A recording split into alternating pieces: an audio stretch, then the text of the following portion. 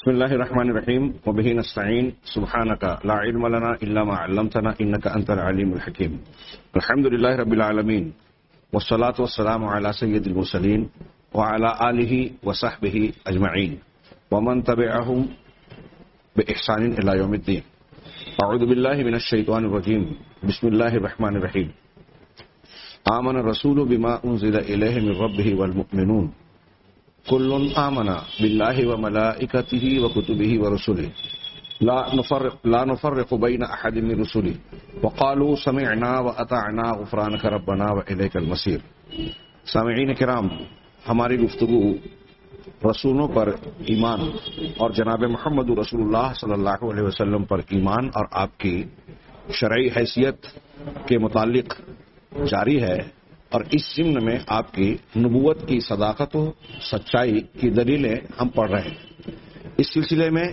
کچھ معجزات علمیہ کا ذکر ہوا اور بعض کا مزید آگے ہم کرنے جا رہے ہیں. آج جو پچھلے درس میں گفتگو جہاں شروع ہوئی تھی اور بعض چیزوں کا ذکر ہوا تھا، اس میں ایک دعویٰ کیا گیا کہ احتیاط علاج سے بہتر ہے. آج یہ جو بات کہی جاتی ہے وہ دنیا طب نے اپنی تحقیقات اور ترقیات کے بعد کافی عرصے کے بعد، صدیوں کے بعد جو جانی بیان کی اور اسے قبول کیا. اسے 1400 سال پہلے اسلام کی جامع تعلیمات نے مختلف انداز میں دنیا کے سامنے انسانوں کی بھلائی کے لیے پیش کر دیا تھا. اس ضمن میں بعض چیزوں کی بات ہوئی اور آگے ایک دو تین اصولوں کا اور تعلیمات کا اور ذکر ہوگا. اس سے پہلے ایک اور بھی علمی معجزہ جو بظاہر روزمرہ کی زندگی میں اب ہمارے سامنے گزرتی ہے اور ہم اسے معمولی سے سمجھتے ہیں، تذکرہ ہوتا ہے، لیکن یہ غیر معمولی بات ہے. جناب محمد رسول اللہ صلی اللہ علیہ وسلم نبی امی نے 1400 سال پہلے یہ بیان فرمایا کہ انسانی جسم کے اندر ہڈیوں کے جوڑ، مفصل جس کو عربی میں کہتے ہیں، اور عربی زبان میں حدیثوں میں اس کے لیے سلامہ کا لفظ بھی استعمال ہوا ہے، ہوتا ہے. تو اللہ کے نبی صلی اللہ علیہ وسلم نے یہ بیان فرمایا کہ انسان کے جسم کے اندر 360 جوڑ ہوتے ہیں، ہڈیوں کے جوڑ. دو ہڈیاں جہاں ملتی ہیں اس ملاپ کی جگہ کو مفصل یا جوڑ کہا جاتا ہے. ان جوڑوں کی انسانی جسم میں بڑی اہمیت ہے، بہت افادیت ہے. یہ جوڑ ہی ہیں جس کی بنیاد پہ انسان کا جسمانی ڈھانچہ حرکت و عمل کرتا ہے، اٹھتا بیٹھتا ہے، مختلف قسم کی جو ہے اس طرح کا جھکاؤ اور تناؤ اختیار کرتا ہے کہ نیچے جھک جائے، رکوع کر سکے، سجدہ کر سکے، چل پھر سکے، بیٹھ اٹھ سکے، لیٹ سکے، مختلف حرکتیں کرتا ہے. اب سوچئے تھوڑی دیر کے لیے کہ ان جوڑوں میں سے کوئی جوڑ یا ہڈیوں میں سے کوئی ہڈی اگر متاثر ہو جاتی ہے، ریڑھ کی ہڈی کا منکا اس میں گیپ ہو جائے یا ٹوٹ پھوٹ جائے، تو انسان بستر پکڑ لیتا ہے.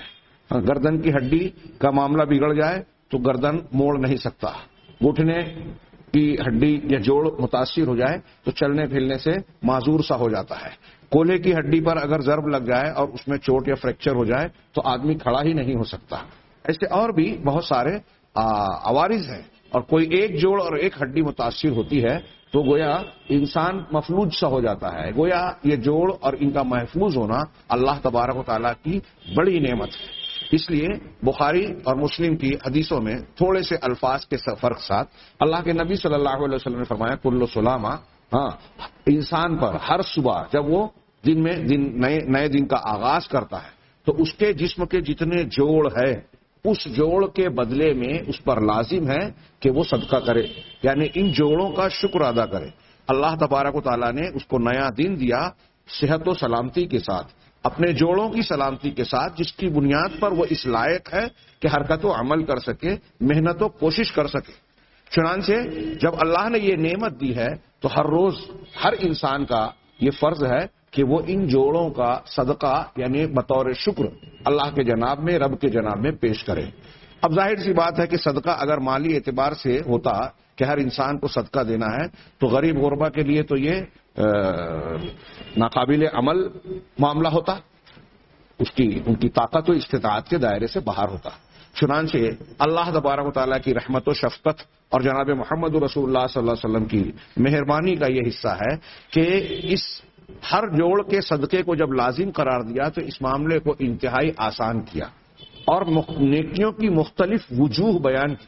ان حدیثوں میں آپ دیکھیں گے جو الفاظ کے فرق کے ساتھ صحیح بخاری اور صحیح مسلم اور دیگر حدیث کی کتابوں میں وارد ہیں. اللہ کے نبی صلی اللہ علیہ وسلم نے متعدد اعمال کا تذکرہ کیا کہ اگر دن بھر میں آدمی یہ اعمال انجام دیتا ہے تو ہر عمل کے بدلے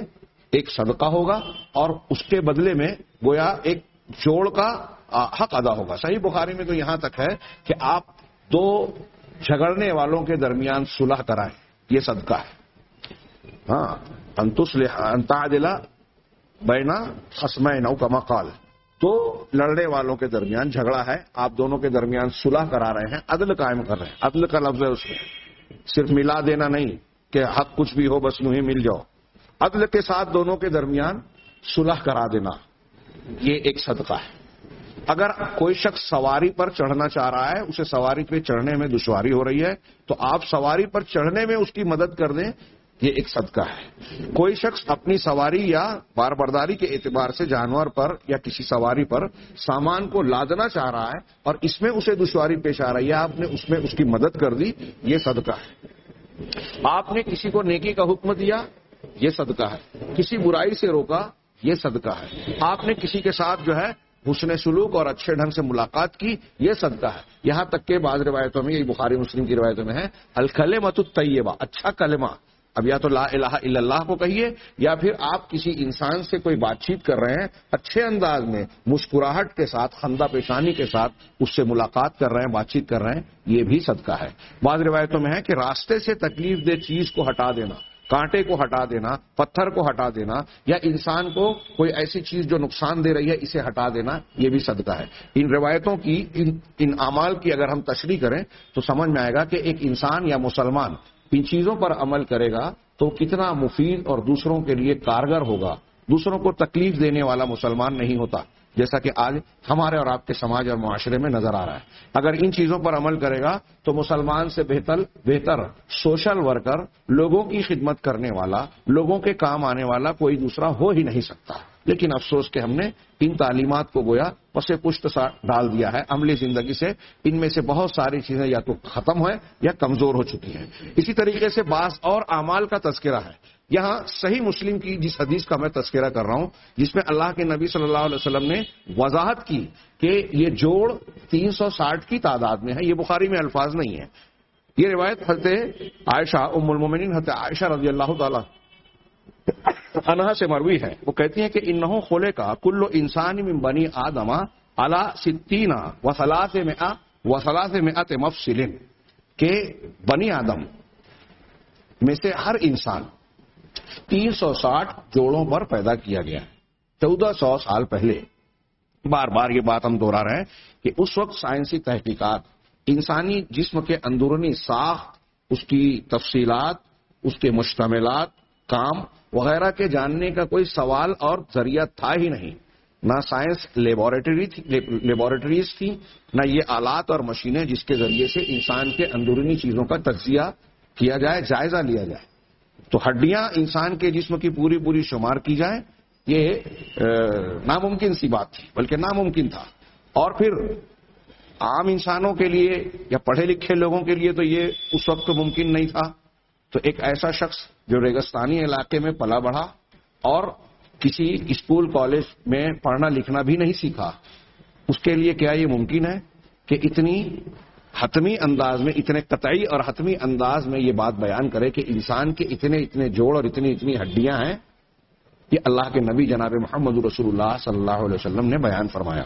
اور جو آپ نے بیان کیا، جدید تحقیقات اور سائنس نے جب انسانی جسم کی تشریح کی،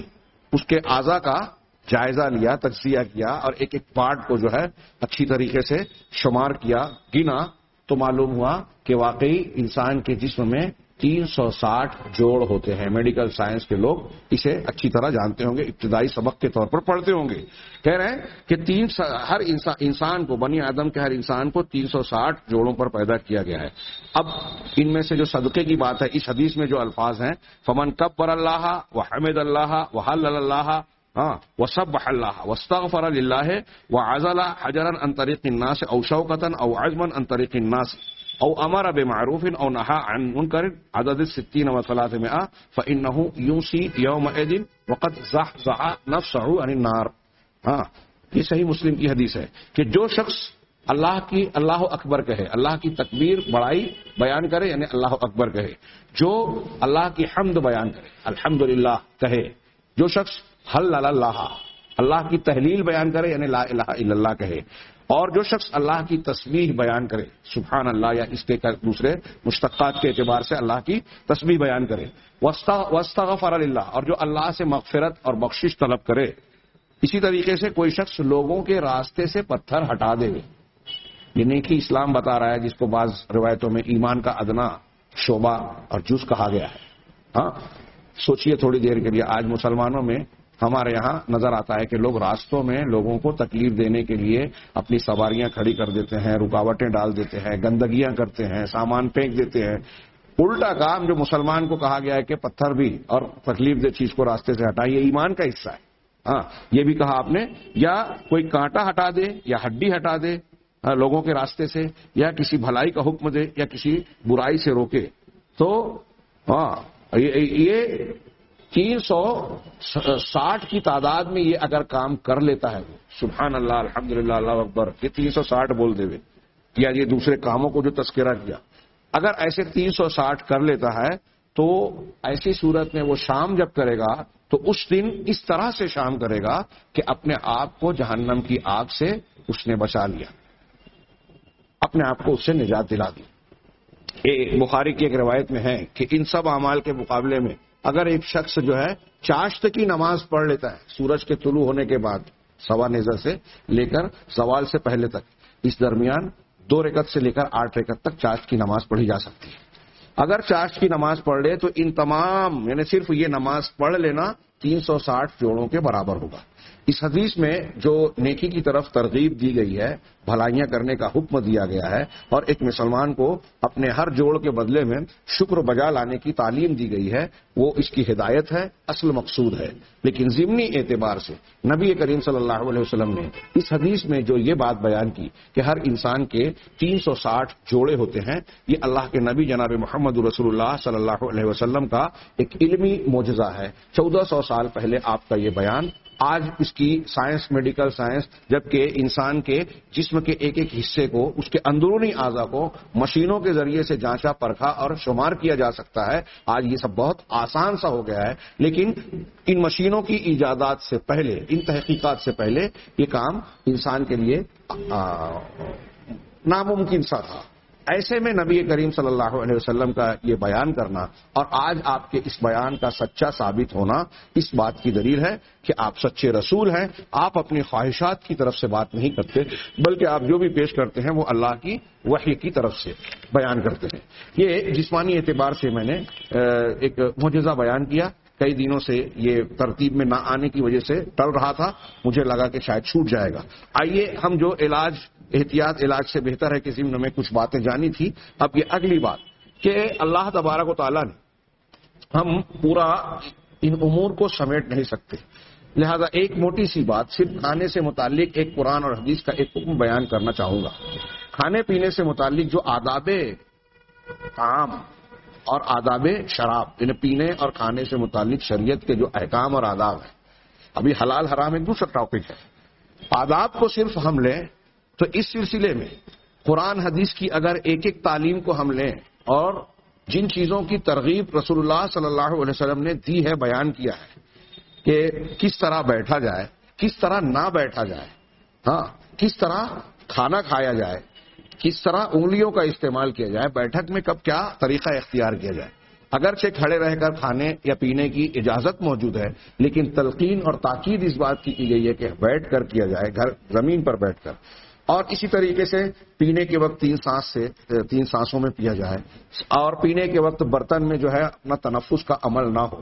ہاں یہ چند چیزیں جو میں ابھی بیان کیا، کچھ چیزیں رہ گئی. اگر ان آداب طعام و شراب کو ہم سامنے رکھ کر جدید طب اور میڈیکل کی تعلیمات اور تحقیقات پر غور کریں تو انسان حیرت زدہ رہ جاتا ہے کہ قرآن و حدیث نے جو جو چیزیں بیان کی وہ آج سائنسی تحقیقات کی روشنی میں انسان کے لیے وہی مفید اور سب سے بہتر طریقہ ثابت ہو رہا ہے. سوچئے تھوڑی دیر کے لیے کہ نبی کریم صلی اللہ علیہ وسلم نے کوئی ایک آدھ بات ایسی بھی بیان کی ہوتی کہ آج کی سائنس یہ بیان کرے، یا حقیقی جو تحقیق ہے کچھ لوگ کچھ چیزوں میں اعتراض کیا گیا کہ یہ اسلامی تعلیم کے خلاف دعوے کیے گئے، لیکن بعد میں ثابت ہوا کہ یہ تحقیق غلط تھی۔ صحیح تحقیقات جب بھی اپنے آخری نتیجے پر انجام کو پہنچتی ہیں تو یہ معلوم ہوتا ہے کہ اللہ کا فرمان اور رسول اللہ صلی اللہ علیہ وسلم کا ارشاد یہ بالکل بجا اور حق بجانب ہے۔ کیا یہ معمولی اور چھوٹی بات ہے؟ جدید دنیا کے لیے ایک ہندو ہو، ایک عیسائی ہو، ایک یہودی ہو، کوئی بھی مذہب کا ماننے والا ہو، اگر صرف اس پہلو پر سنجیدگی سے انصاف کے ساتھ غور کرے تو وہ یہ ماننے پر مجبور ہوگا کہ محمد صلی اللہ علیہ وسلم اپنی طرف سے یہ باتیں نہیں کہہ رہے تھے، بلکہ اس دنیا کے خالق و مالک ہمارے رچیتا اور پروردگار اللہ رب العالمین کی طرف سے کہہ رہے ہیں، اور آپ سچے رسول ہیں، آپ پر ایمان لائے بغیر چارہ نہیں ہے۔ تو ایسے بہت سارے اصول و ضوابط ہیں جن میں سے ہر ایک پر ہم تفصیلی گفتگو ہرگز نہیں کر سکتے، میں نے صرف اشارہ کر دیا۔ یہاں ایک پہلو کہ اللہ تبارک و تعالیٰ نے اور رسول اللہ صلی اللہ علیہ وسلم نے کھانے کے تعلق سے اعتدال اختیار کرنے کی بات بطور نصیحت اور تعلیم دی۔ اسلام نے ایک عمومی اصول اور ضابطہ دیا، نظام انہضام کے جو انسان کے جسم کے اندر انہضامی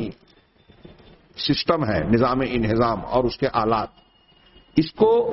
بیماریوں سے محفوظ رکھنے کے لیے ایک عمومی تعلیم دی۔ یہ نظام انہضام کا درست ہونا یہ انسانی صحت کے لیے ایک بنیاد کی حیثیت رکھتا ہے۔ بعض اطباء کا کہنا ہے، بعض پیتھی والوں کا کہنا ہے، ہینیمن جو ہومیوپیتھی کا مجید کہلاتا ہے، کہتے ہیں جرمنی کا توحید والا عیسائی تھا، تثلیث کا قائل نہیں تھا، واللہ عالم۔ اسی طریقے سے بعض دوسرے اطباء جو یونانی حکمہ کہلاتے ہیں، حکمہ ہمارے اسلامی مسلمان حکمہ، ان کے بیانات سے آپ دیکھیں گے کہ 3-4 چیزیں ایسی ہیں کہ انسانی معمولات اگر اس کے مطابق ٹھیک ٹھاک ہیں تو اسے ڈاکٹر کی اور دواؤں کی ضرورت شاذ و نادر ہی پڑ سکتی ہے، الا ماشاء اللہ، ورنہ عمومی طور سے وہ بیمار نہیں ہوگا۔ وہ 3-4 چیزیں کیا ہیں؟ ایک ہے کھانے پینے کا نظام درست ہونا، صحیح وقت پر بھوک لگ رہی ہے، آدمی وقت سے پابندی سے تنظیم کے ساتھ اعتدال کے ساتھ کھانا کھائے، متوازن غذا جس کو کہتے ہیں، متوازن غذا، نہ ضرورت سے زیادہ بھوکا رہے اور نہ ضرورت سے زیادہ معدے کو بھر لے ہوئے، پیٹ بھر لے ہوئے، اس کا پیشاب پاخانے کا نظام ٹھیک ہو، اس کے سونے جاگنے کا، نیند کا اور بیداری کا نظام درست ہو۔ اگر یہ 3-4 چیزیں مادی اعتبار سے، جسمانی اور میڈیکل اعتبار سے ٹھیک ٹھاک ہیں تو عموماً انسان کو بیماری لاحق نہیں ہوگی، الا ماشاء اللہ کوئی وبائی یا کوئی ایسی ضرر چوٹ وغیرہ کی بات الگ ہوگی۔ تو کہا اللہ تبارک و تعالیٰ نے انہضام کے سسٹم اور نظام کو، ہاضمے کے درست رکھنے کو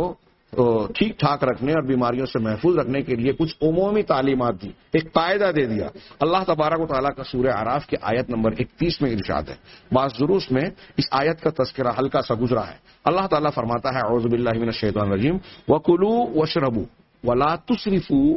إِنَّهُ لَا يُحِبُّ الْمُسْرِفِينَ، کہ کھاؤ اور پیو جو بھی اللہ نے حلال کیا، جو غذائیں مہیا فرمائی، تمہاری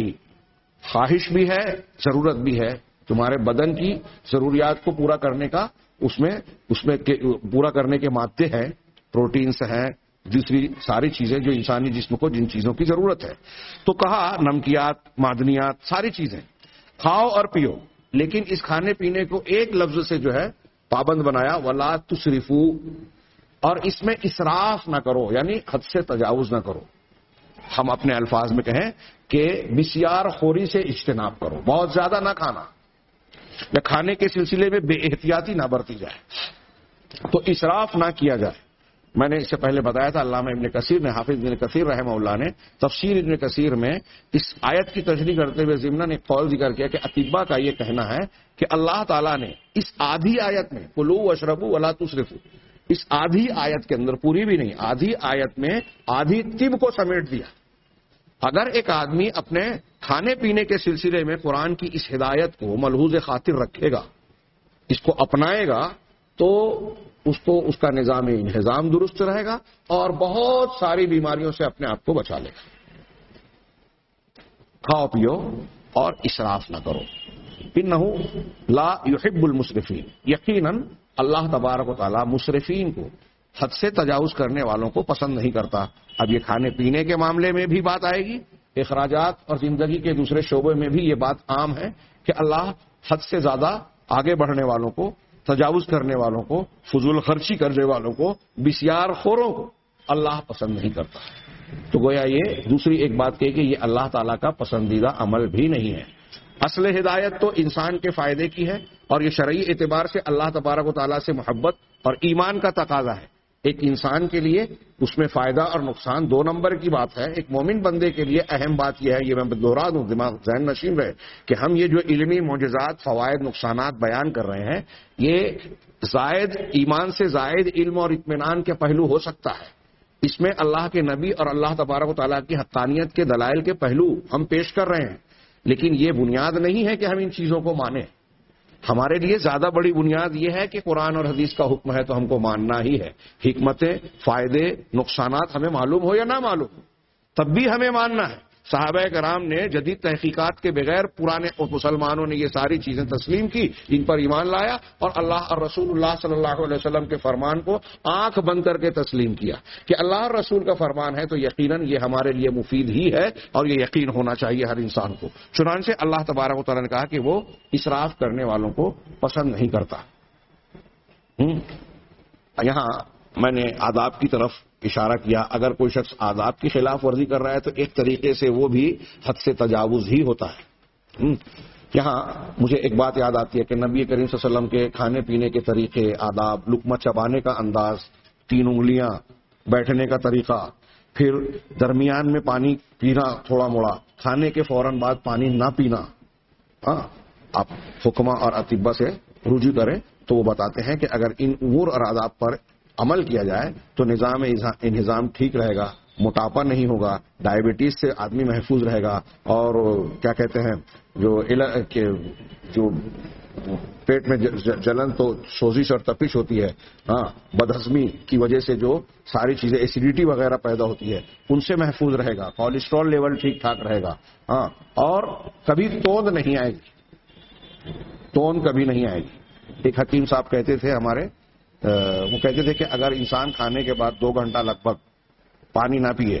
یہ معمول رہے، تو زندگی بھر کبھی اسے توند نہیں آئے گی۔ واللہ عالم۔ بہرحال آگے یہ کہہ رہے ہیں فہذہ الکلمات القلیلۃ العد، اللہ تعالیٰ کا یہ جو بہت کم تعداد میں بہت تھوڑے الفاظ پر مشتمل کلمات، قانون من قوانین الصحہ، یہ صحت کے قوانین میں سے ایک بڑا اہم قانون ہے۔ یہ صحت اور تندرستی کے قوانین میں سے ایک قانون ہے۔ جو شخص اس کے حکم اور اس کے مطابق، اس قانون کے مطابق چلے گا تو وہ اپنے لیے، خود کے لیے صحت کی گارنٹی لے رہا ہے، ضمانت دے رہا ہے، اور اپنے جسم کو بیماریوں سے محفوظ بنا رہا ہے۔ چنانچہ نبی صلی اللہ علیہ وسلم کا بھی قرآن کی اس آیت کے ارشاد کی روشنی میں ظاہر سی بات ہے کہ آپ کا کام ہی تھا قرآن کا بیان کرنا، لِتُبَيِّنَ لِلنَّاسِ مَا نُزِّلَ إِلَيْهِمْ۔ جو منکرین حدیث سمجھتے ہی نہیں ہیں اور سمجھنے کو تیار بھی نہیں ہے، قرآن ہی نہیں سمجھتا ان کو، حدیث کو چھوڑ کر جب قرآن کو ماننے کی بات کریں گے تو قرآن سمجھے گا ہی نہیں۔ چنانچہ قرآن کہتا ہے کہ آپ پر یہ ذکر ہم نے اس لیے نازل کیا کہ آپ لوگوں کے سامنے بیان کریں۔ تو اللہ کے رسول صلی اللہ علیہ وسلم نے یہ بھی بیان کیا کہ کھانا پینا کس طریقے سے ہے اور اس میں اسراف سے کس طرح بچنا ہے۔ تو جتنے احکامات آپ نے بیان کیے، جتنے آداب بیان کیے، وہ سب اس ضمن میں شمار ہو سکتے ہیں۔ چنانچہ اس سلسلے کی ایک حدیث کو یہاں یہ نقل کر رہے ہیں جو حسن درجے کی ہے، سنن مسند احمد اور سنن ابن ماجہ وغیرہ میں مروی ہے، امام حاکم نے بھی اسے روایت کیا ہے کہ اللہ کے نبی صلی اللہ علیہ وسلم نے فرمایا ما ملا ابن آدم وعاء شرم من بطنی، کہ ابن آدم نے اپنے پیٹ سے زیادہ برا کوئی دوسرا برتن نہیں بھرا۔ جو برتن ابن آدم نے بھرا ہے سب سے برا برتن وہ ہے پیٹ، جس کو وہ بھرتا ہے۔ بحسب ابن آدم لقیماتم یقمن صلبہ، یہاں یہ الفاظ بعض روایتوں میں تھوڑے سے فرق سے ہیں کہ انسان کے لیے یہ کافی ہے، انسان کے لیے چند لقمے کافی ہیں، اتنے لقمے جس سے وہ اپنی پیٹھ کو سیدھا کر سکے، یعنی ٹھیک سے کھڑا ہو سکے، اپنی پیٹھ کو سیدھا کر سکے، مطلب اتنا کھانا کھایا جائے جس سے اس کے بدن کی قوت برقرار اور سلامت رہے۔ فَإِن كَانَ لَا بُدَّ، اب اگر ضروری ہی ہے، اسے کھانا ہے، کھانا اس کی ضرورت ہے، اس کے بغیر کام چل نہیں سکتا، تو کیا کرنا ہے؟ اللہ کے نبی صلی اللہ علیہ وسلم کا ارشاد ہے فثلث لطعامہ، تو ایک حصہ اس کے پیٹ کے لیے، پیٹ کی بات ہو رہی ہے یعنی معدے کی، تو پیٹ کا ایک ثلث، ایک تہائی، 3 حصہ اگر کیا جائے تو 1/3 کھانے کے لیے، وثلث لشرابی، اور 1/3 پانی کے لیے، مشروب کے لیے، وثلث لنفسہ، اور 1 حصہ، 1/3 جو ہے پیٹ کا وہ نفس کے لیے، سانس لینے کے لیے کہ آسانی سے ہوا آئے جائے۔ غور کیجیے، جتنا کھانا اتنا پانی، یہاں وہ آیت اور وہ بات بھی جو اس سے پہلے بیان کی کہ اللہ تعالیٰ نے پانی کی کیا اہمیت بیان کی، ہر چیز کو پانی سے زندہ رکھا، اس کے کئی معنی ہیں، تو اس میں بتایا کہ انسان کے جسم میں پانی کی کیا اہمیت ہے، کتنا 66% سے زیادہ بدن میں جو ہے پانی ہوتا ہے، پانی کا لیول یا اس کا کیا نام ہے سطح کم ہوتی ہے مطلوبہ، تو انسان کو طرح طرح کی تکالیف کا سامنا کرنا پڑتا ہے، کمزوری کا احساس ہوتا ہے، چند پاخانے اگر ہو جائے، انسان کو اسہال ہو جائے تو انسان کا جسم کا پانی کم ہو جاتا ہے اور وہ کمزوری، نحیفی محسوس کرتا ہے، لاغر سا ہو جاتا ہے۔ چنانچہ اللہ کے رسول نے فرمایا کہ اگر پیٹ کو بھرنا ہے تو کیسے بھرنا ہے کہ 1/3 کھانے کا حصہ ہو، 1/3 پانی کا حصہ ہو، اور بقیہ 1/3 یعنی کل پیٹ کا معدے کا 3 حصہ ہو، یہ 1/3 کے اس طرح سے تقسیم کیا جائے۔ اللہ کے نبی آگے یہ شرحن کہہ رہے ہیں کہ یوسی نبی صلی اللہ علیہ وسلم ان یجعل الانسان ثلث حجم معدته لطعامه، کہ اللہ کے نبی صلی اللہ علیہ وسلم یہ تلقین کر رہے ہیں، وصیت کر رہے ہیں کہ آدمی اپنے معدے کے حجم کا 1/3 حصہ کھانے کے لیے مقرر کرے، دوسرا 1/3 حصہ پینے کے لیے، پانی کے لیے مقرر کرے، اور تیسرے اخیر کو خالی چھوڑ دے، یہاں تک کہ عمل تنفس میں، سانس لینے کے عمل میں کوئی دقت اور دشواری نہ ہو۔ اگر اس پر عمل نہیں کیا جاتا تو کیا کیا تکالیف ہوتی ہے۔ اول وہلا میں ایک آدمی پورا پیٹ بھر کے گردن گلے تک دبا کے بولتے ہیں کھاتے ہیں، تو پہلے تو اگر وہ لیٹتا ہے تو اس کو قے ہونے کا اندیشہ ہوتا ہے، یہ تو ابتدائی چیز ہوتی ہے، سستی آتی ہے، پریشانی آتی ہے۔ آگے یہ کہہ رہے ہیں والانسان اذا اکثر من الطعام لم يستطع له هضما، انسان جب بسیار خوری کرتا ہے، زیادہ کھانا کھاتا ہے، یعنی جتنا پیٹ ہے اس سے زیادہ خواہش اور ضرورت سے زیادہ کھا لے، خوب بھر کے کھا لے، تو لم یستطع له هضما، تو پہلی تکلیف یہ ہوتی ہے کہ وہ پورا کا پورا کھانا وہ ہضم نہیں کر پاتا۔ ويصاب بالتخمہ وعسر الهضم، اور مرض تخمہ اور ہضم کی دقت، بدہضمی کی دقت اور دشواری پیدا ہوتی ہے۔ اس کے نتیجے میں وقد يحدث ان تصاب المعدہ بالاتساع والتمدد نتیجۃ الافراط، اور اس کا ایک نتیجہ یہ نکلتا ہے کہ معدہ اس افراط اور زیادتی کے نتیجے میں بڑھوتری کا، پھیلاؤ کا شکار ہوتا ہے، یعنی اس کی جسامت بڑھنے لگتی ہے، یہی توند کا آنا، پیٹ کا بڑھنا، اور جب اسے ایک طرف جگہ نہیں ملتی تو دوسری طرف وہ بڑھتا ہے۔ وَإِن تَنَاوَلَهُ لَمْ يَسْتَطِعْ لَهُ هَضْمًا، کہہ رہے ہیں فَيَفْقُدُ الْإِنسَانُ الشَّهِيَّةَ لِتَنَاوُلِ الطَّعَامِ، نتیجہ کیا ہوتا ہے کہ ایسی صورت میں جب یہ صورتحال ہوتی ہے تو انسان کی کھانے کی جو شہوت، خواہش ہے، کھانے کی چاہت ہے، وہ دھیرے دھیرے کم اور ختم ہو جاتی ہے، اور اگر زبردستی وہ کھاتا ہے تو اس کو ہضم کرنے کی قوت اور قدرت نہیں رکھتا، اور کبھی کبھی اس کے نتیجے میں انسان کو قے کی شکایت ہوتی ہے، اسہال کی شکایت ہوتی ہے، یعنی بدہضمی کی شکل میں قے آ جاتی ہے منہ سے، یا پھر پاخانہ شروع ہو جاتا ہے، اسہال شروع ہو جاتا ہے، جلاب، اول امساک والصداع، یا پھر امساک کی شکایت ہوتی ہے، سر درد ہوتا ہے، اور پھر نتیجے میں کبھی کولیسٹرول بڑھ جاتا ہے، بدہضمی کی وجہ سے بدخوابی ہوتی ہے، نتیجے میں نیند پر اثر پڑتا ہے، اور انسان ایسی سستی کا شکار ہوتا ہے کہ کاموں میں سرگرمی سے حصہ نہیں لے پاتا، ایسیڈیٹی ہوتی ہے۔ ایسے یہ چھوٹی چھوٹی بظاہر جو بیماریاں انسان کو محسوس ہو رہی ہیں، پھر یہ بہت بڑی بڑی بیماریوں کی طرف لے جاتی ہے، ڈائبٹیز، پریشر، ہارٹ، اور ایسے دوسرے امراض۔ کہہ رہے ہیں کہ والاسراف فی الطعام تتبعہ البدانہ عند الانسان، کہہ رہے ہیں کہ کھانے میں اسراف یہ نتیجے کے طور پر انسان کے اندر سست روی، کاہلی، موٹاپا پیدا کرتی ہے۔ اسی طریقے سے دل کے امراض کا بھی یہ سبب ہوتی ہے، وہ ارتفاع الضغط، اور بلڈ پریشر بڑھ جاتا ہے،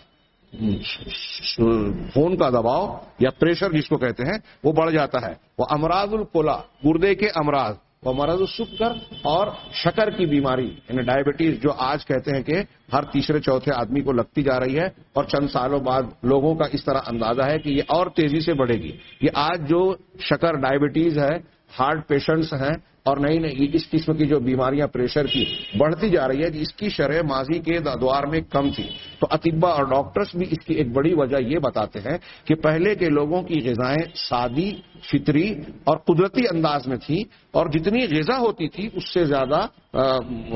ایگزرشن، محنت مشقت کرتے تھے، اپنے بدن کو تھکاتے تھے اور بہت سارے ایسے کام کرتے تھے جس سے غذائیں ہضم ہو جاتی تھی. لیکن اب بتدریج معاملہ یہ ہو گیا کہ غذائیں پہلے کے مقابلے میں زیادہ مرغن ہو گئی، ہاں، اور چربی دار، روغنیات والی اور زیادہ مسالے دار. اتنا ہی نہیں، اب تو اس میں مزید ایک اضافہ ہو گیا کہ نقصان پہنچانے والے کیمیکلز اور جینیٹک بنیاد پر تیار کی ہوئی غذائیں اور گوشت، یہ بوائلر مرغے، یہ وہ چیزیں جو کیمیکل کے ذریعے سے پیدا کیے ہوئے انڈے، سبزیاں اور نہ جانے کیا کیا ہیں، ساری سائنس اس بات پر متفق ہے کہ یہ صحت کے لیے نقصان دہ ہے. یورپ اور مغرب کی دنیا میں ان چیزوں کو جب بیچا جاتا ہے، جو فرٹیلائزیشن کے ذریعے سے کیا کہتے ہیں جینیٹک انجینئرنگ کے ذریعے سے جو چیزیں پودے، پیڑ پودے، سبزیاں پیدا کی جاتی ہیں، دودھ، گوشت جو بنتے ہیں، ان تمام پر لکھا جاتا ہے کہ یہ جینیٹک انجینئرنگ کے ذریعے سے ہے اور یہ انجوریس ٹو ہیلتھ ہے، صحت کے لیے نقصان دہ ہے. لیکن ہمارے ہاں مشرق وسطی ایشیائی ملکوں اور ان جگہوں پر یہ بہت شاذ و نادر ہے، خاص طور سے بر صغیر میں تو اس پر کوئی پکڑ یا کوئی معاملہ ہے ہی نہیں. ہاں، اس سلسلے میں انتہائی بے احتیاطی ہے. چنانچہ ہم یہ دیکھ رہے ہیں کہ پہلے کے مقابلے میں آج جو بیماریاں بڑھ رہی ہیں، آج غذائیں مرغن ہو گئی ہیں، زیادہ ہو گئی ہیں، اور اس کے بالمقابل جو ہے محنت مشقت کم سے کم تر ہوتا چلا گیا. شریعت اسلامیہ نے جو کھانے پینے سے متعلق قرآن کی یہ ہدایت ہے اور نبی کریم صلی اللہ علیہ وسلم نے کھانے کے جو آداب بتائے ہیں، احکام بتائے ہیں، اگر اس کو ہم ملحوظ رکھیں تو ان بیماریوں سے ہم اپنے آپ کو بچا سکتے ہیں. شکر کی بیماری، ایسیڈیٹی، دل کے پریشر اور دوسرے بہت ساری جن کا یہاں تذکرہ کیا جو بدہضمی وغیرہ کی صورت میں انسان کے اندر جڑ پکڑتی ہیں یا راستہ بناتی ہیں. ظاہر سی بات ہے 1400 سال پہلے نبی کریم صلی اللہ علیہ وسلم، غور کیجئے کہ 1400 سال پہلے نبی صلی اللہ علیہ وسلم نے آج کے بیمار انسانوں کا علاج تجویز کر دیا تھا، جو آج سائنس مان رہی ہے لیکن لوگ ماننے کو تیار نہیں. اللہ تعالیٰ سے دعا ہے کہ وہ ہمیں صحیح دین سمجھنے اور اس پر عمل کی توفیق دے. وآخر دعوانا ان الحمد للہ رب العالمین.